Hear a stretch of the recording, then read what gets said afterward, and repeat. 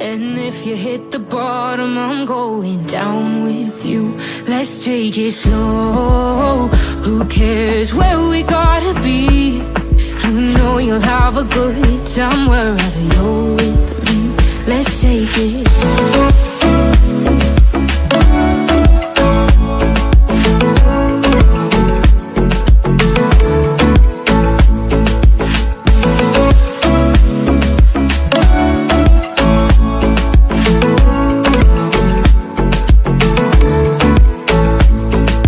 Ask me how we got here, 'cause you don't know how. You say we're taking on water, yeah, we're sinking now. You're looking all concerned, like we're gonna drown. But we both know how to swim, no worries, let's flow for now. Let's take it slow, where you go, I go too. And if you hit the bottom, I'm going down with you. What's going on, guys? JSGC here, and we are here for another transfer video. We're going to be speaking about Manchester City and looking at some potential alternatives to Declan Rice. Love that comment from a guy with no name. Rice comes to say, makes my video completely pointless. City pulled out the race. It's not happening. Time out. Time out. It's not happening. It's not happening. Anyway, before we do get on with speaking about some alternatives, and as I said, don't forget to let me know your alternatives you want me to speak about in the live chat. I will get on with that for you guys. But don't forget, if you are enjoying the content, please do subscribe. That'd be much appreciated. We're very close now to 30,000 subscribers, everybody. We're, less than 110 subs away. So we're making some strides. We're making some strides. So thank you, everyone, for the continued support. Much appreciated. Also, don't forget as well, social media links. You want to go and check them out, then they are just in the description. Also, don't forget to leave a thumbs up. That'd be much appreciated. And also, don't forget, if you are watching this after the live stream, then do let me know your thoughts in the comments. Now, as I said, let me know some alternatives that you do want me to speak about in this video, and I will do that for you guys. As we've got some people already tuning in. So, Guy with no name, thanks very much for tuning in. Man City champion saying Rice, he is a good, steady player, but he's not world class. Do you know what? I rate Declan Rice. I think he's a good player. I think he's a really good player. I think he'd have offered something a little bit different to our midfield. I think our midfield would be obviously set for the next 10 plus years with him, Rodri, Stones. And it's just a defensive wall sitting right there in midfield and provides some really good competitive places in our squad. But it's just so expensive. The transfer's not happening. As I said, it's a good chance for us to have a good look at some other alternatives instead. So JSK, thanks very much for tuning in. Says get Gabri before he joins Liverpool and haunts us like Virgil van Dijk. Manchester City, the name really chucked out there with Joshua Gabri. I'm not too concerned about any other team coming in for him because we've already heard rumours saying that Joshua Gabri has informed RB Leipzig that he wants to leave, and also the team that he wants to join is Manchester City. So I'm pretty relaxed about the situation as of right now. So Karthik says Gabri Veiga incoming. I think we'll start with him being the first player that we're going to speak about. And of course, what's very key here is Man City don't particularly like getting involved with negotiations for a player. We've done it before with Erling Haaland. We've fought off competition, so we can do it. It's just not really how Manchester City like to do their transfers. And the big advantage we have if we want a central midfielder, then Gabri Veiga, he is a player that will be of interest to Manchester City. He's had a good season in La Liga with Celta Vigo, but most importantly, he's got a release clause, and he's got a very affordable release clause as well. 40 million euros, you're looking at roughly around, 35, 36 million pounds. Very affordable for Manchester City. We do have competition. There are a lot of teams being linked with him. Liverpool are one of them, Man United, Chelsea. Any team that's got European football or a top Premier League team will be getting linked. Real Madrid's name being chucked out there before. They were apparently closing in on him a few weeks ago. Definitely, I think, a player of interest. I think if City do want Gabri Veiga, I think we're going to have to act sooner rather than later to make that transfer happen, because I can see in the next 2, 3, probably at most 4 weeks of him being available. So if Man City do want a central midfielder, I feel like we are going to have to act as quickly as possible. Elon, thanks very much for tuning in. Says Declan Rice, CL win with Perone. He says Maximo Perone. Had absolutely no updates on Perone as of right now. I don't know if City are going to be using him in pre-season. I don't know if we're going to be loaning him out. I don't really have any developments with that. So we'll have to wait and see. I always think that high quality young players, the likes of Tommy Doyle, McAtee, Perone, I think they should be given pre-season. I think they should be given some regular minutes for 2 or 3 games. Give them the chance in Japan. See how they get on. And if Man City are happy with them, use them around the first team squad, provide a little bit more depth to our team, because we don't have the biggest of depth in our squad. It is a bit of a myth that City have that depth. It's not really there. So to me, I think the young players should be given the chance, but that is just my opinion. I do apologise if I missed anybody out. I'm trying my best here. not to miss anybody out. So a guy with no name says, we've got any news on Hakimi by any chance here? Absolutely nothing with regard to that other than unreliable sources wanting a transfer to Manchester City rather than being anything concrete on that. In fact, I've heard quite the opposite. I've heard Man City are not in for a fullback this summer. Muddy Duck says, looks like we will miss out on Veiga, so I wonder if we have to go bigger for the likes of Valverde or Verts or Kimmich. Make some good points there and some good alternatives to talk about. Federico Valverde over Real Madrid. He is a player that apparently is available for transfer. He's a versatile player, very dynamic. It'd be a very expensive transfer to get done, but certainly I think a good option for Man City to have a look at. I just have a feeling that when it comes to a central midfielder with Manchester City, a lot does depend really on Bernardo Silva. Have a good look at our central midfield right now. We've got the likes of De Bruyne and Phil Foden that can occupy that player that sits behind the striker. We've obviously got Julian Alvarez, another top quality young player, him and Phil Foden. I think Man City need to be finding a way over the next 12 months to make sure that Julian Alvarez and Phil Foden, they're obviously the next big things at Manchester City, that these players are getting given enough minutes and enough starts that we start to embed them comfortably as regular first team starters, in my opinion. So I think we're pretty stacked when it comes to attacking midfielders. Bernardo Silva can obviously sit on the left-hand side and help with that gap. We've brought in Mateo Kovacic as well from Chelsea, 25 million quid. He can obviously provide some good cover for Manchester City, and I imagine he'll probably be starting a lot if we're going with Bernardo Silva more as a winger, then putting Kovacic as part of a midfield four for Manchester City. As I said, we've got Stones and Rodri, tried, tested, done very well in the Premier League and for Manchester City, so that could be more options. I think it's just about having that depth there. We've got Calvin Phillips that we can help cover. I don't know if he's going to be staying at Manchester City, and often you do get the case of it's all about players leaving City after whom we're going to bring in. But I just feel like Gundogan leaving, Kovacic coming in. We obviously had some gaps in our midfield last season that we need a little bit more depth, something that a young player like James McAtee couldn't cover. But if these players are leaving, I do feel like we need a little bit more depth in our midfield, and ideally with Kovacic being brought in, who can provide both offensively and defensively. I think long term, if you want to look towards long term, and bringing in somebody who can sit into that hole in midfield and sit alongside Rodri, or can help to replicate that of Kevin De Bruyne. I think it's one or the other. We're looking at Declan Rice as more of a defensive mind. If you want to go offensively, then we could start to move along from there and look towards attacking midfielders instead, which is where someone like Gabri Veiga may suit a little bit better to Manchester City. It's all about what we are looking for. ABXY Gamer, sorry, thank you very much for tuning in. Says, didn't know why Arsenal are spending £105 million on Declan Rice. It's a lot of money. It is a lot of money. It's a lot of money to be paying for a player. It's what I call the English Premier League tax.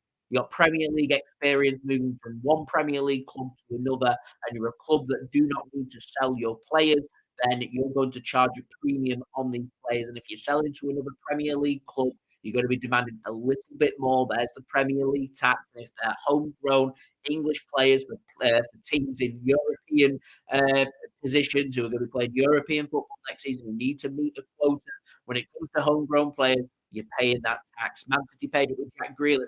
Is Jack Grealish a £100 million player? If we're going to sit here and be honest, he's not a £100 million player. He's a top quality player. Is he worth £100 million? No.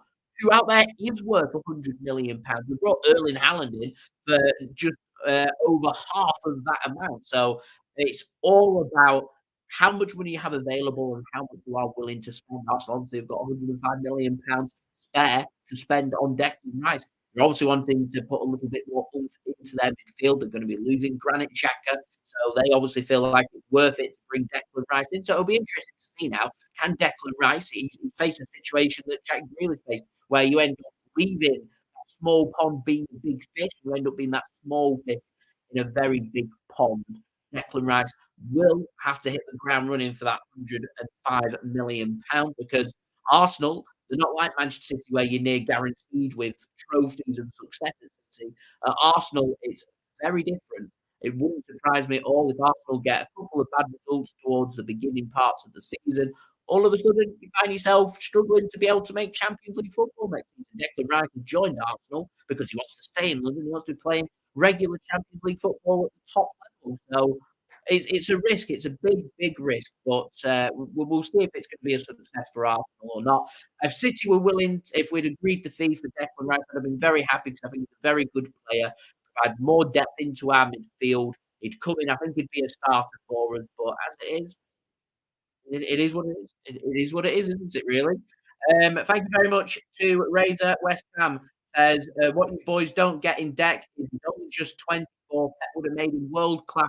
He would move on from Manchester City when Pep Real or Barcelona who had him. And shame he's made his mistake in moving to Arsenal instead. So thank you very much for tuning in there. Make some interesting points. He is young, 24. What I've mentioned at the beginning parts of the stream, we brought Declan Rice in. Man City field would be set. We'd have the likes of Phil Foden. What's he, 21, 22 years old? Declan Rice, 24 years old. Rodri's, 25 years old as well. You're talking for the next 5 to 10 years, our midfield would be set. Instead, we're left wondering, are we going to bring somebody else in? I think Declan Rice, when it comes to spending that amount of money, I'd say Declan Rice is probably hitting right at the top end of the age group that City will be looking for to spend so much money on. Let's not forget, we could spend £105 million.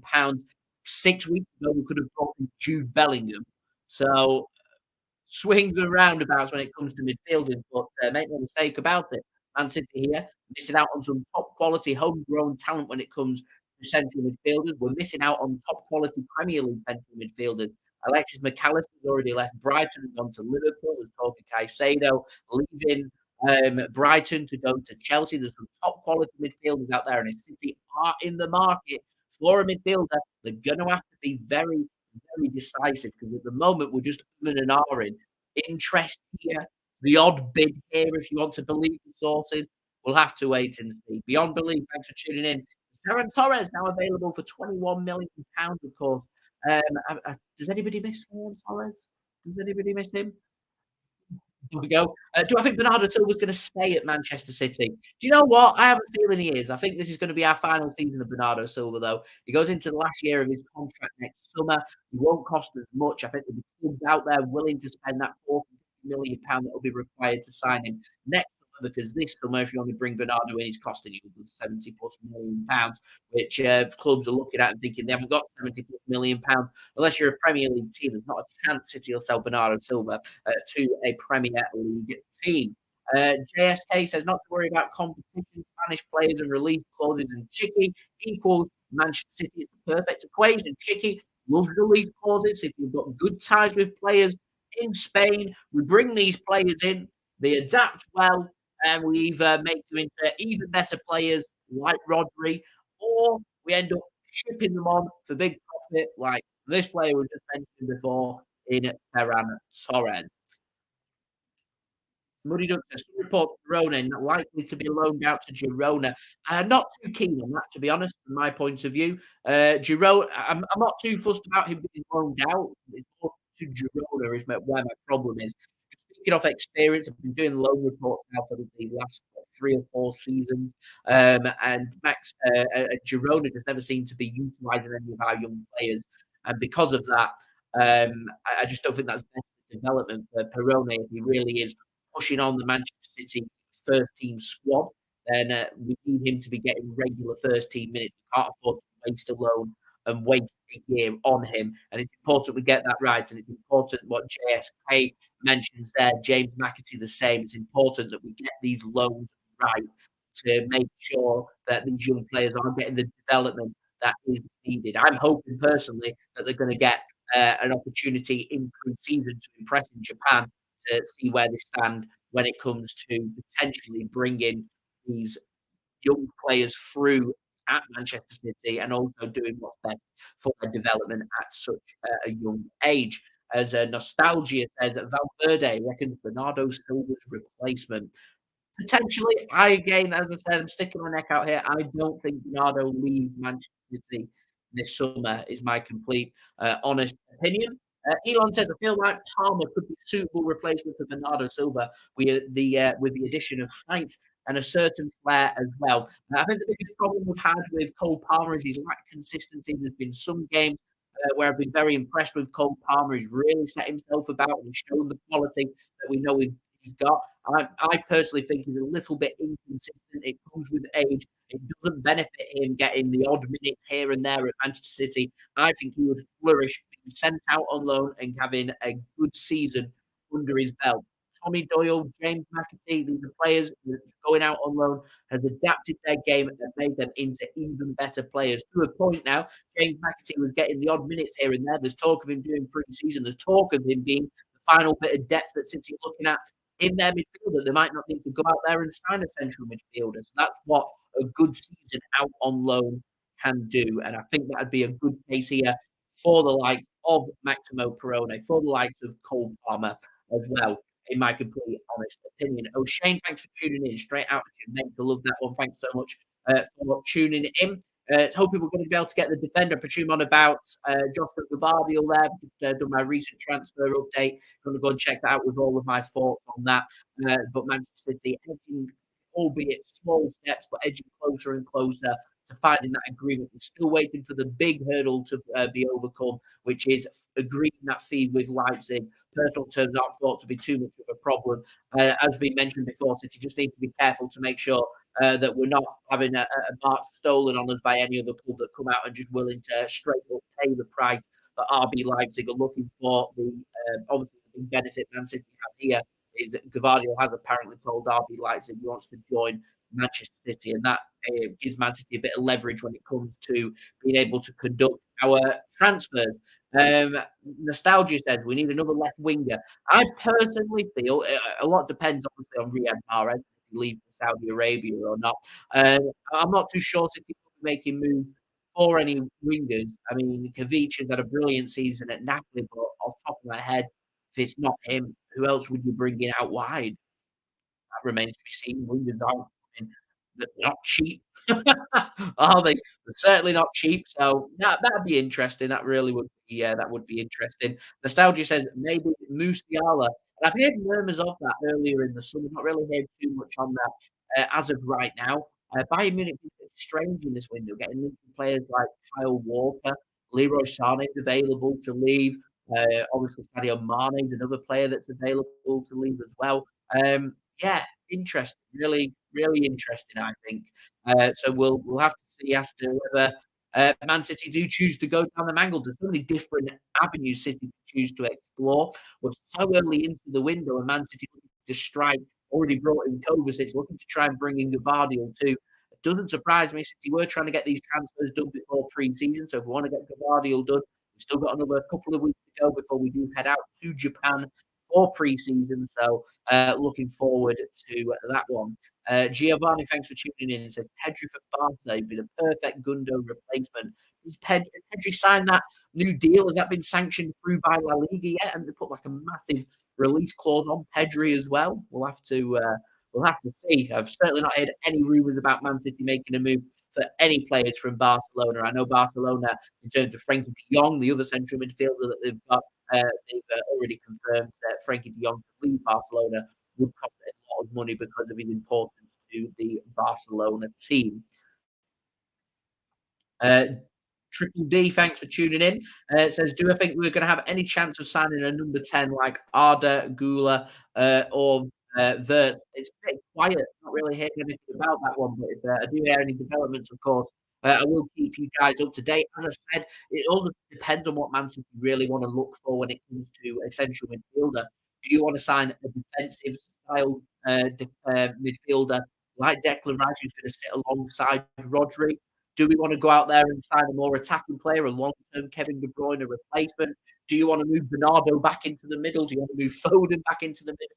Do we need a winger? Do we need more competition? With Gundogan is to leave and with Kovacic just there to provide cover for the whole of midfield? Do we need to get a Gundo replacement? Who knows? Who knows? Like I said, there's just so many avenues that Man City can go alongside, but we'll have to wait and see.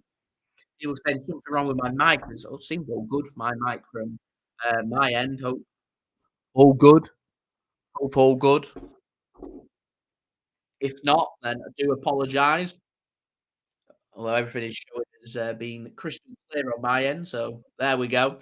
Hakeem, anything in it, to be honest, for Manchester City to make a move, but if there are any developments on that, then of course I will let you guys know about that. I will say that heading into this weekend, that it has been a little quiet on the transfers as of right now, but there we go. Hopefully things will kick into action going into next week. Daniel, hello. Thanks very much for tuning in. Much appreciated as well.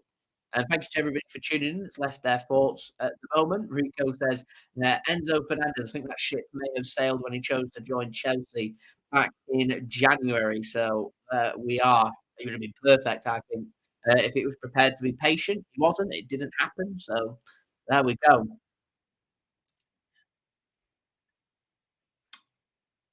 It's Juan, thanks for tuning in. Says we need more depth.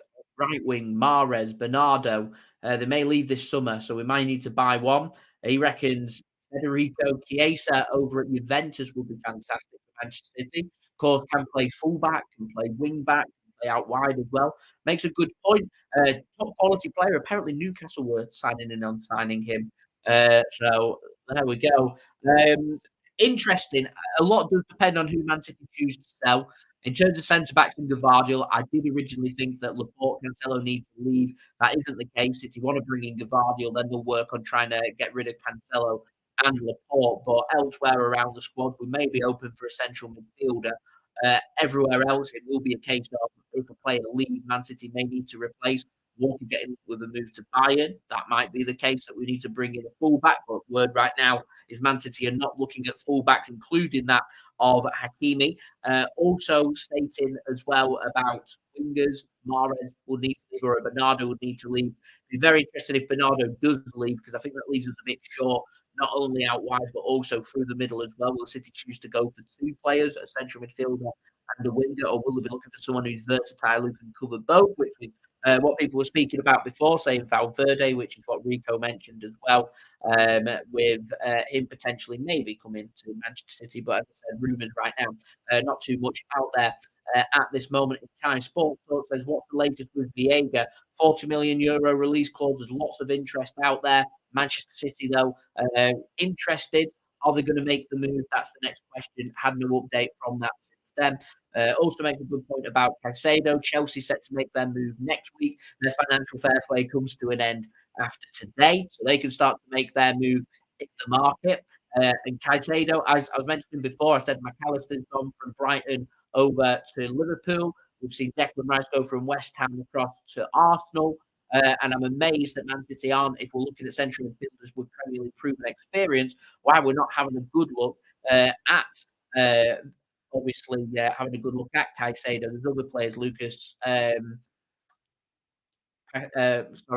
Also West Ham as well. Looking at Lucas Paquires. How do you say his name? Lucas.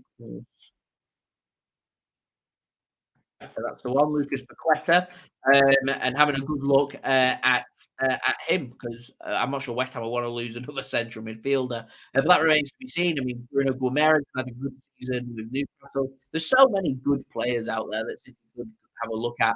That's got proven Premier League experience. If that is what Manchester City want. Cisco, not heard anything about Cisco over at Brighton. Interesting though, really interesting to see where Man City choose to make their move. Vardy we all know about, but from there, what direction will we go in? And that's something I'm really looking forward to covering my daily Manchester City transfer updates. Remember, guys, I am going to be doing my weekly series, the transfer show rolling out.